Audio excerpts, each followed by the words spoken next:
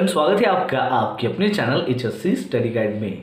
आज इस वीडियो में हम बात करने वाले हैं कि अगर आप एक फ्रेशर हो और जॉब करना चाहते हो सेफ्टी ऑफिसर के तौर पर, तो आपको कितनी सैलरी मिल सकती है इस 2025 में। यहाँ पर हम बात करेंगे फ्रेशर सेफ्टी ऑफिसर को कितनी सैलरी मिल सकती है उसके बारे में।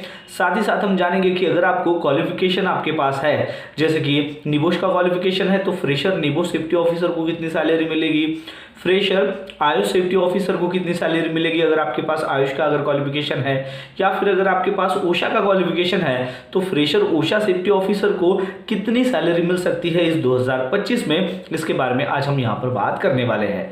तो चलिए फिर वीडियो को स्टार्ट करते हैं। तो दोस्तों, अगर आप डिटेल में जानना चाहते हो कि फ्रेशर सेफ्टी ऑफिसर को इस 2025 में कितनी सैलरी मिल सकती है अकॉर्डिंग टू उनके क्वालिफिकेशन के अनुसार, तो उसके ऊपर मैंने डिटेल में आर्टिकल लिखा हुआ है। तो उसका जो लिंक है आपको नीचे डिस्क्रिप्शन में दे दिया है, आप वहां पर जाकर इसको डिटेल में जान सकते हो। अब हम यहाँ पर शॉर्ट में समझेंगे कि इस 2025 में आपको कितनी सैलरी मिल सकती है। अब देखिए, सैलरी की अगर हम बात करते हैं तो ऐसा कोई फिक्स क्राइटेरिया नहीं होता है गवर्नमेंट का या फिर किसी का, कंपनी का, कि इतना जो है आपको सैलरी ऑफर की जाएगी। ये डिपेंड होता है कंपनी के ऊपर कि कंपनी का छोटा ऑर्गेनाइजेशन है या फिर बड़ा ऑर्गेनाइजेशन में है। और भी कई सारे ऐसे फैक्टर्स होते हैं जिसके ऊपर आपकी सैलरी तय की जाती है। अब ये कौन से फैक्टर्स है वो जानना आपको काफ़ी ज़रूरी है। तो सबसे पहला जो फैक्टर है वो ये है कि आप कौन से लोकेशंस के ऊपर काम आपको मिल रहा है। लोकेशंस यानी कि जैसे कि आप इंडिया में जॉब आपको मिल रहा है क्या, तो इंडिया में जॉब मिल रहा है क्या, या फिर अदर कंट्री में, गल्फ कंट्री में आप जा रहे हो क्या। तो ये जो है ये लोकेशंस होता है। इंडिया में अगर आप जॉब करोगे तो कंपैरेटिवली अदर कंट्री जो है आपको, या फिर गल्फ कंट्री के मुकाबले आपको कम सैलरी मिलेगी इंडिया में, लेकिन अगर बाहर में जाओगे तो ज़्यादा सैलरी मिलेगी। तो ये सबसे पहला फैक्टर हो गया। दूसरा जो फैक्टर होता है वो है कंपनी का। कंपनी यानी कि अब जैसे कि ऑयल एंड गैस की कंपनी होती है, कंस्ट्रक्शंस वाली कंपनी होती है, मैन्युफैक्चरिंग कंपनी होती है, ठीक है। तो अलग अलग इंडस्ट्री होती है, तो वहाँ कहाँ पर आप जा रहे हो वहाँ पर आपकी सैलरी वैसे तय होती है। मैन्युफैक्चरिंग सेक्टर में अगर आप इंटर कर रहे हो तो जाहिर सी बात है कम सैलरी मिलेगी कंपेयर टू कंस्ट्रक्शंस। अगर आप ऑयल एंड गैस में काम कर रहे हो तो थोड़ी ज़्यादा सैलरी मिल सकती है। तो ऐसा क्राइटेरिया होता है। तो दूसरा क्राइटेरिया जो मैंने आपको बता दिया वो है कि कौन से कंपनी में आप काम करने के लिए जा रहे हो। थर्ड जो क्राइटेरिया है वो है कि आपके पास क्या क्वालिफिकेशंस है। क्वालिफिकेशंस काफ़ी मायने रखता है। जैसे कि आपने देखा होगा किसी के पास जो है प्लेन ग्रेजुएशन किसी ने किया हुआ है, BA हो या फिर BCom हो, या फिर कोई BSc कर लेते हैं, या फिर किसी के पास टेक्निकल डिग्री होती है, या फिर डिप्लोमा होता है, या फिर कोई जो है कैंडिडेट 12th के बाद भी इंटर करते हैं सेफ्टी का डिप्लोमा लेकर, या फिर ADS का डिप्लोमा कोई पास आउट कर लेते हैं, कोई किसी के पास निबोश का क्वालिफिकेशन होता है, आयुष का या फिर ओशा का। तो ऐसे डिफरेंट क्वालिफिकेशंस होते हैं। तो आपके पास जितना स्ट्रॉन्ग क्वालिफिकेशंस होगा उतना अच्छी सैलरी आपको देखने को मिलती है।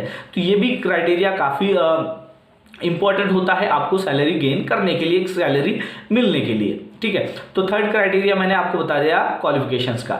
चौथा जो क्राइटेरिया है वो है एक्सपीरियंस का। एक्सपीरियंस यानी कि अगर आपको कुछ साल का अगर एक्सपीरियंस है तो जाहिर सी बात है कि आपको ज़्यादा सैलरी मिलेगी, लेकिन हम यहाँ पर बात कर रहे हैं फ्रेशर की, यानी कि आपको अभी कोई भी एक्सपीरियंस नहीं है। लेकिन अगर आप इंडिया का कुछ साल का एक्सपीरियंस लेकर जाते हो गल्फ कंट्रीज में, तब भी आपको एक फ्रेशर कंसिडर ही किया जाता है, क्योंकि इंडिया का जो एक्सपीरियंस है उतना काउंट नहीं करते हैं। वो स्टार्टिंग वहाँ पर जो है आपके पास गल्फ प्रेफरेंस को देते हैं, यानी कि गल्फ का अगर आपके पास एक्सपीरियंस है तभी वो काउंट करेंगे। ऐसी कई सारी ऐसी कंपनियां हैं वो ऐसा करती है। तो आप अगर ये एक्सपीरियंस है तो वेल एंड गुड हो जाता है। तो ये भी एक फैक्टर होता है। तो ऐसे जो मैंने कई सारे आपको यहाँ पर फैक्टर बता दिए हैं। और एक फैक्टर लास्ट वाला आता है वो है कि आप जो कंपनी है वो छोटा ऑर्गेनाइजेशन है या फिर बड़ा ऑर्गेनाइजेशन है। कई सारी कंपनियां क्या होती है कि सब कॉन्ट्रैक्टर्स होती है, वो बड़ी कंपनी के नीचे में काम करती है। कुछ कंपनियां क्लाइंट का रोल होता है उनका, डायरेक्ट क्लाइंट के रोल के ऊपर वो काम करती है। तो अगर बड़े ऑर्गेनाइजेशन में अगर आप काम करने के लिए जाओगे, बड़ी कंपनी में, जैसे कि इंडिया की अगर हम बात करें तो L&T कंपनी हो गया, या फिर रिलायंस हो गया, टाटा हो गया, बड़े बड़े ऑर्गेनाइजेशन हो गए, तो यहाँ पर आपको ज़्यादा सैलरी देखने को मिलेगी। वही अगर हम बात करें गल्फ कंट्रीज में, तो एडनॉक में अगर आप जाते हो या फिर अरामको में अगर आप जाते हो तो ये क्या है, बड़ा ऑर्गेनाइजेशन है। यहाँ पर अगर आप जाओगे तो कंपैरेटिवली जो छोटे ऑर्गेनाइजेशन के मुकाबले आपको यहाँ पर ज़्यादा सैलरी देखने को मिलती है। तो ये भी एक फैक्टर कहलाता है। अब ये मैंने आपको खाली फैक्टर बताया है। अब हम बात करते हैं कि कितनी सैलरी मिलेगी। देखिए, फ्रेशर सेफ्टी ऑफिसर की अगर हम बात करें तो इंडिया में मिनिमम आपको 15,000 से लेकर सैलरी आपको देखने को मिलती है। अब ये जो क्राइटेरिया मैंने बताया इसके बेसिस के ऊपर ही बताया है। तो मिनिमम 15,000 आपको सैलरी मिलेगी, फिर उसके बाद आपको ज़्यादा भी सैलरी मिल सकती है, यानी कि 20,000 भी 25,000 भी सैलरी मिल सकती है, लेकिन मिनिमम आपको यहाँ पर लेकर चलना है। अब हम बात करते हैं फ्रेशर आयुष सेफ्टी ऑफिसर को कितनी सैलरी मिल सकती है उसके बारे में। आयुष सेफ्टी ऑफिसर यानी कि कौन सा क्वालिफिकेशन है उनके पास, जैसे कि आयुष का मैनेजिंग सेफली या फिर वर्किंग सेफली का जो सर्टिफिकेशन वो लेते हैं, तो उसके बेसिस के ऊपर जब वो जॉब करने के लिए जाते हैं तो उनको कितनी सैलरी मिलेगी मिनिमम। तो आयुष के बेसिस के ऊपर आपको 2,500 सऊदी रियाल सैलरी मिल सकती है। ये सऊदी अरेबिया की मैं आपको बात बता रहा हूँ, यानी कि मिनिमम। या फिर अगर आप यूएई में अगर जाते हो तो वहाँ पर भी आपको इतनी ही सैलरी देखने को मिलती है, ये मिनिमम है। जिससे ज़्यादा भी आपको सैलरी मिल सकती है। बात करें ओशा सेफ्टी ऑफिसर की, यानी कि जिनके पास ओशा का 10 आवर या फिर 30 आवर ट्रेनिंग का जो कोर्स है उन्होंने अगर कंप्लीट किया है और वो फ्रेशर है, तो उनको कितनी सैलरी मिलेगी। तो उनको मिनिमम 3,000 सऊदी रियाल या फिर 3,000 AED जो है वो सैलरी देखने को मिलती है। गल्फ कंट्रीज की मैं यहाँ पर बात कर रहा हूँ, तो आपको मिनिमम वहाँ पर उतनी सैलरी देखने को मिलेगी। उससे ज़्यादा भी आपको सैलरी मिल सकती है, डिपेंड करता है आपका क्वालिफिकेशन, जो भी मैंने फैक्टर्स बताया है वो।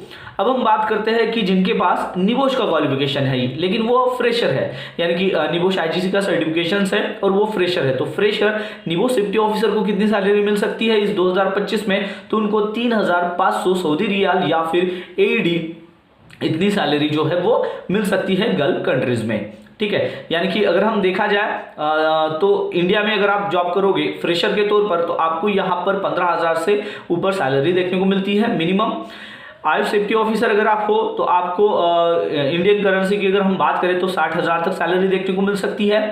ओशा सेफ्टी ऑफिसर की अगर हम बात करें फ्रेशर, तो उनको 70,000 तक सैलरी देखने को मिल सकती है इंडियन करेंसी में। और निबोश जो सेफ्टी ऑफिसर है अगर वो फ्रेशर है तो मिनिमम उनको 80,000 सैलरी देखने को मिल सकती है। ये जो मैंने आपको यहाँ पर एक मोटा मोटा यहाँ पर बताया है, इससे कम भी सैलरी हो सकती है या फिर ज़्यादा भी सैलरी हो सकती है। डिपेंड करता है कि आप जो मैंने फैक्टर्स बताया है उसके कौन से फैक्टर्स में आप आते हो, उसके बेसिस के ऊपर आपको सैलरी आपकी तय की जाती है। और अगर आप इसके बारे में और भी डिटेल में जानकारी चाहते हो तो इसके ऊपर मैंने डिटेल में आर्टिकल लिखा हुआ है, उसका जो लिंक है आपको नीचे डिस्क्रिप्शन में दे दिया है, आप जरूर उसको चेक कीजिए। तो बस आज के लिए इतना ही, मिलता है नेक्स्ट वीडियो में एक नए टॉपिक के साथ में। तब तक के लिए टेक केयर, बाय बाय।